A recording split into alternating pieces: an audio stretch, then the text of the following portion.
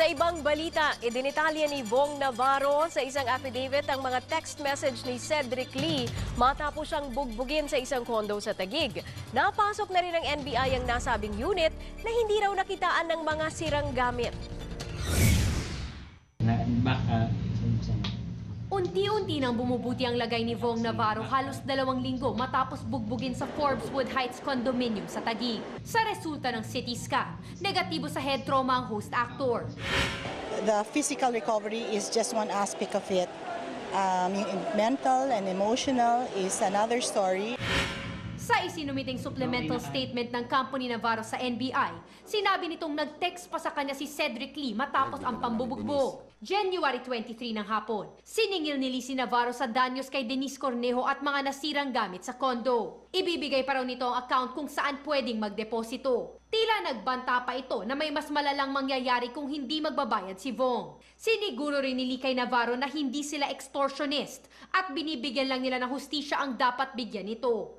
Di raw nila kailangan ng pera dahil barya lang daw ito sa kanila.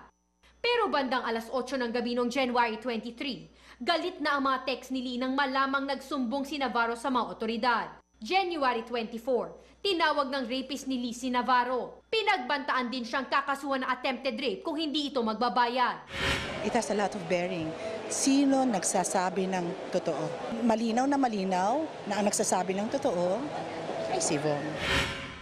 Sa isang text message, inamin ni Lee na sa kanya galing ang mga text message. Nangako raw kasi si Navarro na magbabayad ng danyos kay Denise para di makasuhan.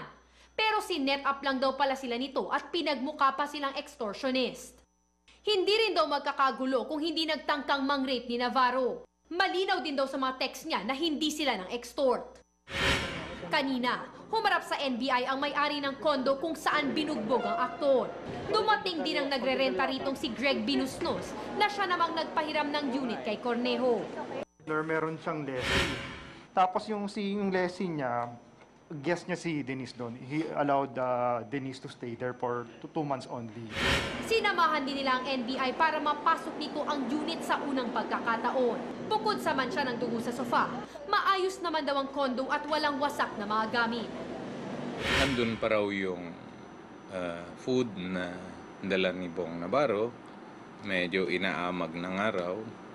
And there are blood stains daw dun sa sofa. Natanggap na rin ang kampo ni Lee at Cornejo ang sabina ng DOJ para sa 6 na kasong kinahaharap nila.